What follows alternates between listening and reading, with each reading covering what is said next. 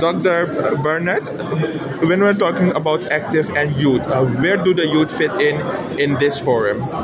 In this forum, it's not only youth who are not front and center, but women as well. We want to be sure that as we move ahead and start developing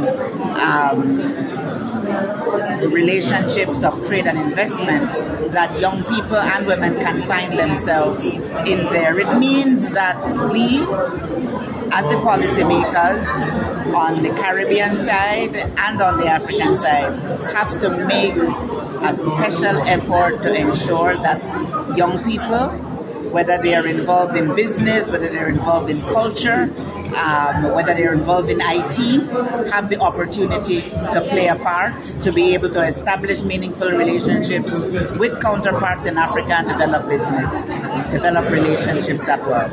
Is Caricom ready for this working agreement with Africa when we're talking about Afromex Bank? Are we ready? Why would we not be ready? I would have to ask you, why would we not be ready? Of course we're ready.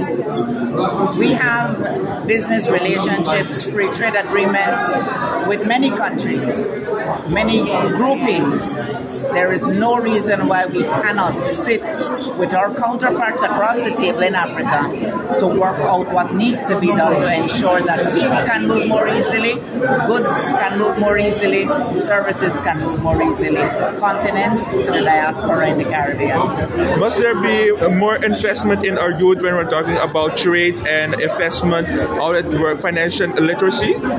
I believe that we need to ensure that young people are present not only in those areas but generally, because as older people sometimes we feel that it is our role to make decisions for young people as opposed to making decisions with young people. Young people have interests, needs, ambitions that go well beyond those. They are the next generation and they have to be exposed to and involved in all sectors of our governance, all sectors of our private sector operations. They have to be. So I don't limit them to that at all.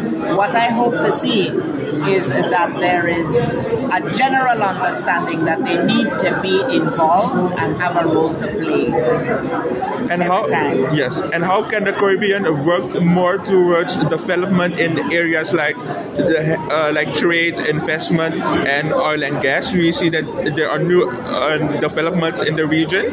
What can we do more to get profits out of those working understandings? Well, that's not something that the Caribbean community as an institution gets involved in. It's really the governments, particularly in the countries where they've been finding more of those resources.